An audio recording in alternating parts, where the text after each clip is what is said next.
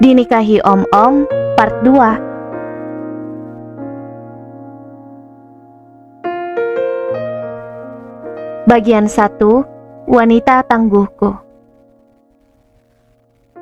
Alhamdulillah, semua masalah antara aku dan Widya usai.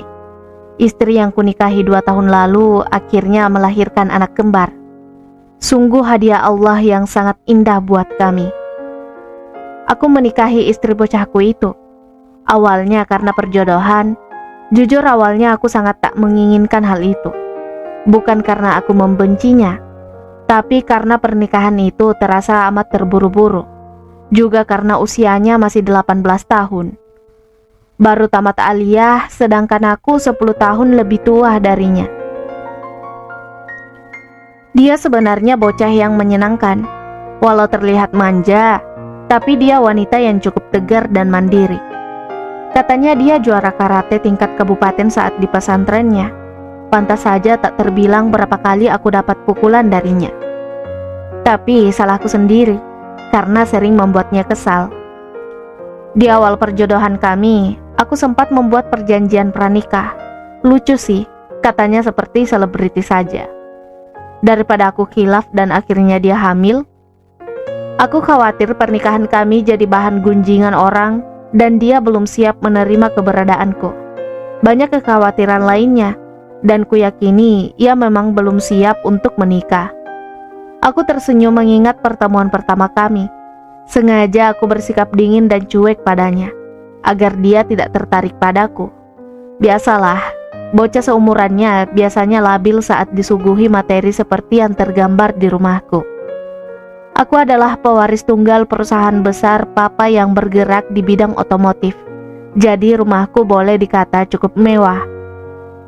Aku disuruh papa untuk mengajaknya ke taman belakang. Kulihat dia terkagum-kagum dengan keindahan taman itu. Kesempatan itu ku gunakan untuk menggodanya. Baru lihat ya, taman seindah ini, ucapku dengan wajah mengejek. Aku bisa membaca dari mimik wajahnya kalau ia tersinggung dengan ucapanku. Maksud Kak Raka apa? Ketusnya kesal. Ia menatapku tajam. Aku yakin sebentar lagi ia akan mengadu pada papa. Tapi yang kulihat ia malah tersenyum nakal ke arahku. Apa benar dia mengadu? Benar kan mau mengadu? Tanya aku mengejeknya. Sorry ya, aku bukan orang seperti itu, sahutnya dengan wajah menggemaskan. Ingin rasanya kucubit hidung mungilnya.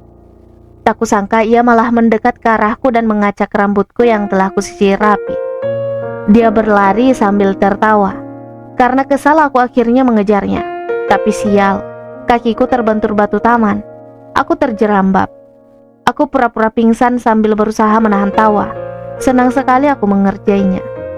Awalnya ia tak percaya. Setelah beberapa lama akhirnya ia mendekatiku. Lucu saat ia menaruh telunjuknya di bawah hidungku. Mungkin ia takut aku mati. Apa dia pikir semudah itu orang meninggal? Tuar! Dia terkejut hingga terjengkal ke belakang. Aku tertawa puas melihatnya seperti itu. Aku menarik tas selempang dan juga jilbab yang ia kenakan, kemudian mendekatkan wajahku ke wajahnya. Aku yakin ia takut. Beberapa kali ia mengerjapkan matanya tanda gugup. Ini pelecehan, Kak. Menarik jilbab orang itu pelecehan, ucapnya terbata. Aku tersenyum melihatnya ketakutan, tapi pura-pura berani. Dasar bocah. Saat bersamaan, Papa dan Pak Rahman datang dan melihat kami sedang bersih tegang. Ngapain kalian? Teriak Papa. Mungkin ia menyangka aku berbuat yang iya-iya pada calon menantunya itu. Ia segera berlari mendekat ke Pak Rahman, tapi dia tidak mengadu. Hanya saja ia menjulurkan lidahnya ke arahku. Benar-benar menggemaskan melihatnya seperti itu. Dia benar-benar seperti bocah. Jujur aku tak tega secepat ini menikahinya. Tapi karena kesehatan Pak Rahman yang tidak memungkinkan untuk terus menjaga putri satu-satunya itu, aku harus segera menikah dengannya. Pak Rahman, papanya Winda, adalah tukang kebun papaku sejak lama. Dia ikut ke rumah papa sejak papa punya rumah. Mereka bersahabat sejak SMA. Persahabatan mereka layaknya saudara. Hingga Pak Rahman rela mendonorkan ginjalnya padaku saat aku terkena gagal ginjal di umur 10 tahun. Kenyataan itu baru saja aku ketahui saat Papa menjodohkanku dengan Winda. Aku sudah menganggap Pak Rahman seperti orang tuaku sendiri. Sejak kecil, ia yang selalu ada untukku. Papa dan mamaku selalu sibuk mengembangkan bisnisnya. Kadang aku ditinggal keluar kota bahkan ke luar negeri. Pak Rahman lah yang selalu menemaniku. Bahkan tak jarang ia yang datang mewakili Papa dan Mama untuk menerima rapor belajarku. Hingga mamaku meninggal, ia yang selalu ada untuk menguatkan aku. Kami seperti terikat satu sama lain. Ternyata bagian terpenting di tubuhnya ada padaku. Aku semakin merasa berutang budi bahkan berutang nyawa padanya. Itulah sebabnya aku tak keberatan saat Papa menjodohkanku dengan anaknya. Pak Rahman menyuruhku merahasiakan tentang kesehatannya yang sedang memburuk pada Winda. Apalagi baru setahun ibunya meninggal. Pak Rahman tidak mau kalau Winda sampai terpuruk. Pernikahan kami berlangsung sederhana di rumah Pak Rahman. Pernikahan yang hanya menggunakan waktu persiapan sebulan itu terasa menegangkan. Apalagi si Elena, sekretarisku di kantor, datang di pesta pernikahanku. Wanita cantik itu dengan percaya diri mengaku pacarku pada Winda. Tapi kelihatannya Winda sama sekali tak terpengaruh. Bocah itu memang wanita cuek dan tak ambil pusing. Entah apa yang dibisikkannya pada Elena sehingga membuat wajah Elena memerah karenanya.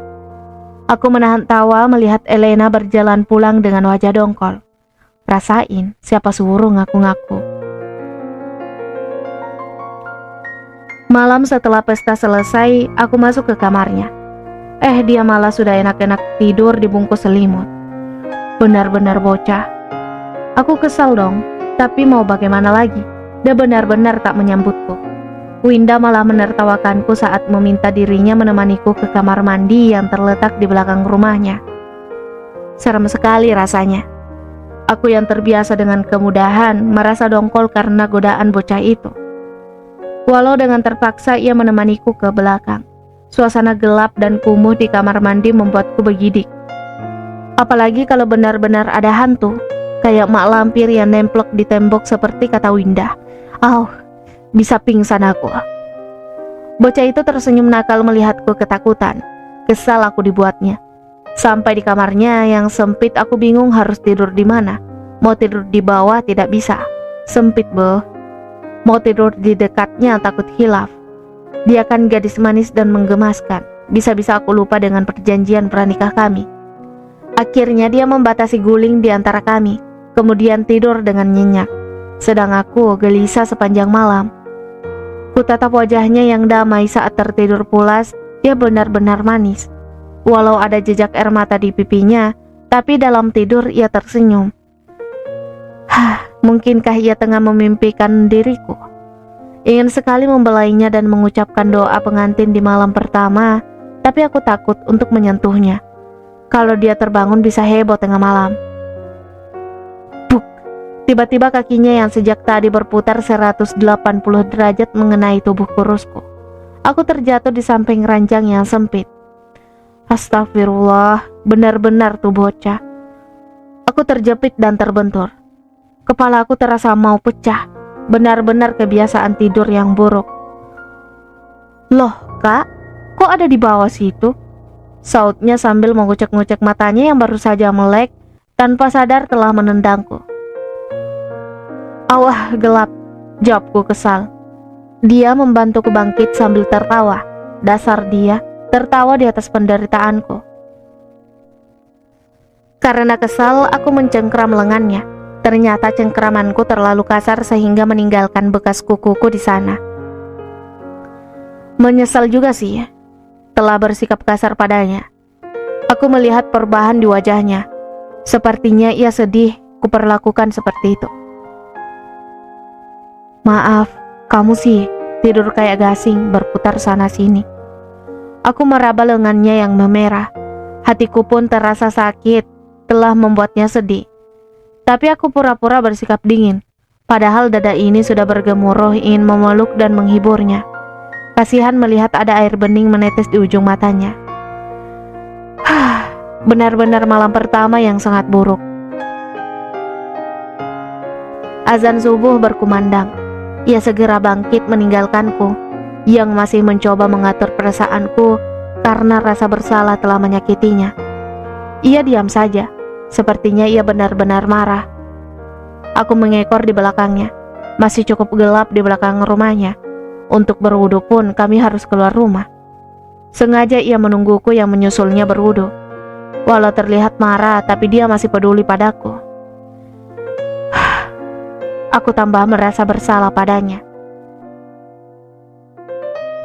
Bersambung.